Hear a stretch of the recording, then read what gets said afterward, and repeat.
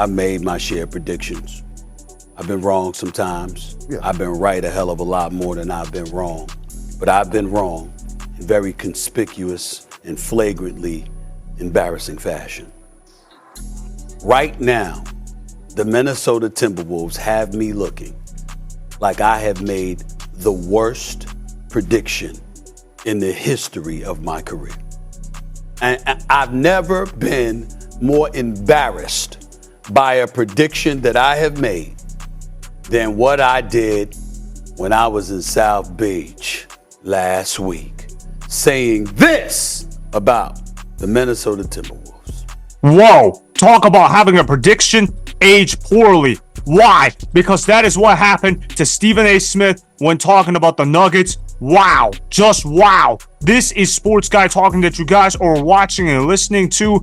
I am Dustin Tran, your host, as I am here today to talk about Stephen A. Smith embarrassing himself with a horrific take of the Nuggets. Apparently, Stephen A. Smith declared that the Nuggets would get swept to the Timberwolves after getting blown out in Game 2 on their home floor, and that the Timberwolves would end up winning an NBA championship this season. Obviously, that take has not aged well at all, as the Nuggets have won their last 3 games against the Timberwolves in convincing fashion. Before I say anything else, though, I want to present you guys with the topic question. So, here it is. How foolish did Stephen A. Smith look when trashing the Nuggets? On a scale of 1 to 10, I'm not going to go ahead and go full hater mode of Stephen A. Smith and put it at a 10, but I'm going to put it pretty highly. I'm going to rank it a 7 out of 10 in terms of how foolish Stephen A. Smith looked when trashing the Denver Nuggets, because to his credit, the Nuggets were down 0-2 in the series. They had lost both of their games at home, and they had 2 straight road games they had to play at Minnesota, and we all know that road teams struggle in the NBA playoffs more often than not. So I don't think Stephen A. Smith was completely foolish, but I think Stephen A. Smith was foolish in the sense that he said the Minnesota Timberwolves were going to flat out sweep the Denver Nuggets. Did he not realize that the Denver Nuggets were defending champions from last season, and that the Denver Nuggets are one of the best teams when it comes to facing adversity? You look at the Denver Nuggets this year, they don't like to win the easy way. They like to win the hard way. Just look at the first round matchup against the Los Angeles Lakers this year. You look at how the Nuggets, they basically trailed by double digits in each of their wins, and they all were trailing at halftime. And what happened? The Denver Nuggets found a way to win those games, just like how the Denver Nuggets found a way to get back in the series, and now they're up 3-2 in the series against the Minnesota Timberwolves, mainly because of the fact that Nikola Jokic has become an absolute monster. We all know that Nikola Jokic is the best player in the world and that he's an absolute beast. We know that he can make other teammates around him better. Yes, that narrative is actually true, unlike what it is for LeBron James, where everybody in the media says where LeBron James makes every single teammate better. That is actually the case with Nikola Jokic, though. Nikola Jokic has elevated the game of Aaron Gordon. You look at how Aaron Gordon has basically exploded in games 3 through 5. He looks like a completely different player. You look at Aaron Gordon in games 1 and 2, you thought that he was a pedestrian player, but you look at Aaron Gordon in games 3 through 5, he looks like an all-star type of player. That's how good Aaron Gordon has performed for the Denver Nuggets. You also look at how Jamal Murray has played a lot better playing the basketball in his hands. You look at how Jamal Murray looked like an absolute scrub in games 1 and 2. Obviously, Jamal Murray's been dealing with a knee injury, so he's not 100%, but whatever Jamal Murray did between games 2 and 3, keep it up, Jamal Murray, because you've been an excellent player for the Denver Nuggets, and he has obviously performed at an all-star level since then. You look how Jamal Murray has played efficient basketball ever since the Nuggets were down 0-2, and of course, Kentavious Caldwell-Pope has also played efficient basketball as well. He's been knocking down open threes. He's been a great perimeter defender for the Denver Nuggets, and he's done the best possible job they could in terms of locking down Anthony Edwards. We all know that Anthony Edwards should be the face of the NBA after LeBron James retires. In fact, Anthony Edwards should probably be the face of the NBA right now, but Anthony Edwards, man, what an absolute stud he has been. He's been playing great basketball for the Minnesota Timberwolves, but Kentavious Caldwell-Pope, to his credit, has been locking down Anthony Edwards in terms of being able to limit the impact that he has had on the game. And obviously, the Minnesota Timberwolves have a very flawed roster. Yes, Rudy Gobert won Defensive Player of the Year, but Rudy Gobert has been an absolute absolute liability in this series. In fact, you could say that the Minnesota Timberwolves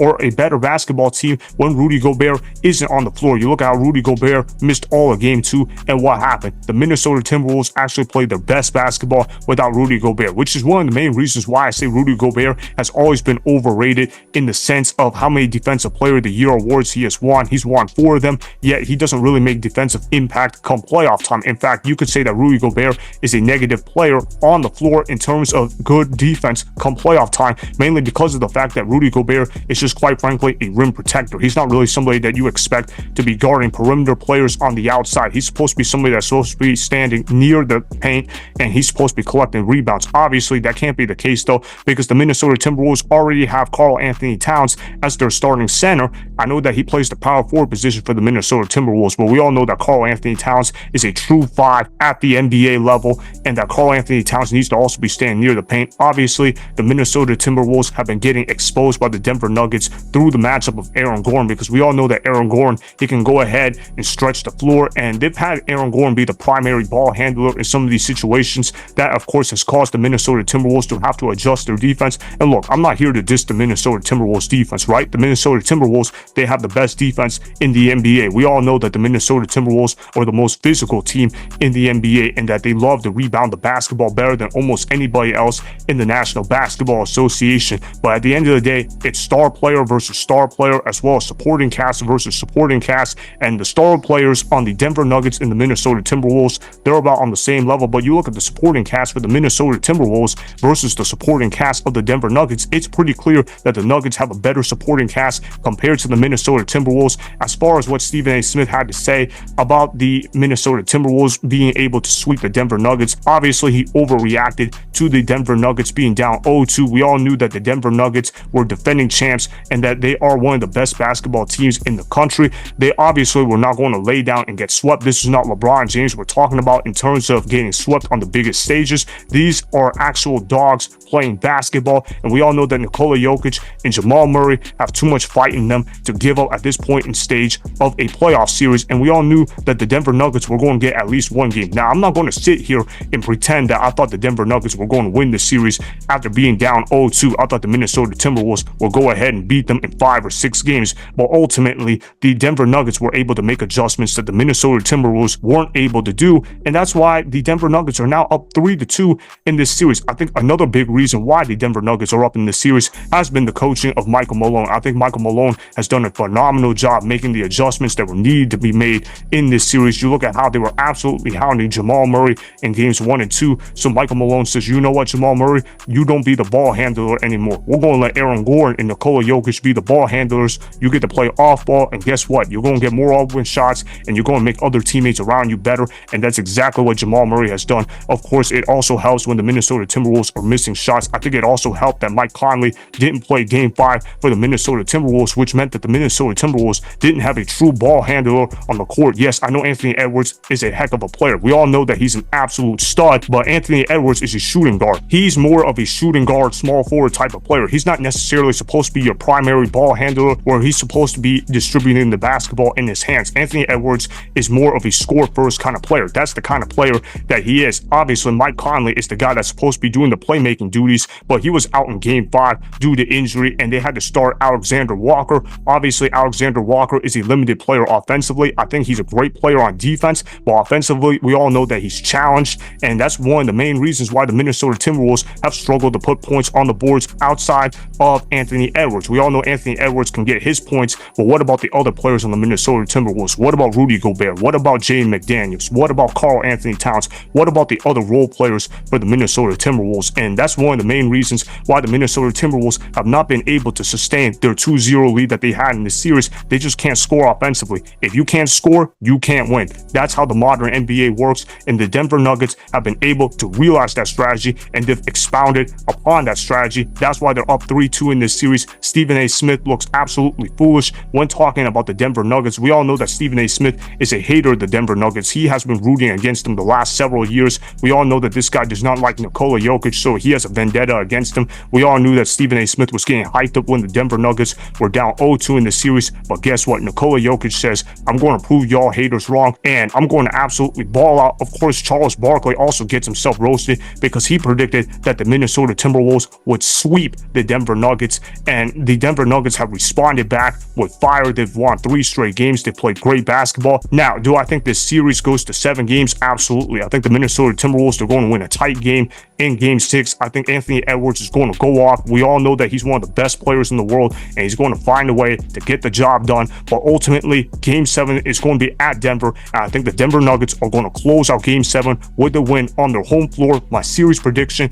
was Nuggets in 7 before the series started. I'm sticking with that. I got the Timberwolves winning Game 6, but ultimately, I got the Nuggets winning the series in 7 games. Stephen A. Smith absolutely embarrassed himself when talking about the Denver Nuggets. We all know that this guy is a fraud when it comes to basketball analysis. It's crazy how people are expecting Stephen A. Smith to be worth $20 million a year on the open market as a sports talker, considering how limited he is as a sports talker in general, and the fact that he constantly gets owned with his basketball takes. I don't agree with the fact that this was the worst take Stephen A. Smith has made when talking about basketball, though. You guys remember the time where Stephen A. Smith missed 6 straight finals predictions? Yeah, I remember that. That was Stephen A. Smith's worst moment as an NBA talker on ESPN. Obviously, this take was pretty trash in terms of being able to say that the Denver Nuggets were going to get swept to the Minnesota Timberwolves. So that is why Stephen A. Smith looked pretty foolish when trashing the Nuggets after they were down 0-2 in this series against the Timberwolves. In fact, I predicted that the Nuggets would win this series in 7 games before the series started, and I am sticking with my original prediction moving forward. Remember, go ahead and subscribe to Sports Guy Talking, like the video, and please comment down below. If you guys do that, I may shout you guys out in my Instagram story every Monday. That'll be for the @Dustin Tran Instagram account. Make sure to follow me on Instagram @Dustin Tran and that Sports Guy Talking. Also, go follow me on Twitter @Dustin Tran. Again, go ahead and do those things that I just told you guys to go do. Hopefully, you guys enjoyed the content that was just produced. Peace out. I hope you enjoyed that video. Want more Sports Guy Talking, the home of great sports content? Make sure you click that subscribe button to get the latest from Sports Guy Talking. Go ahead and like the video, comment down below, check the description box on the video in order to follow my Instagram and Twitter. Also, be sure to check out more of the best clips from the YouTube channel Sports Guy Talking.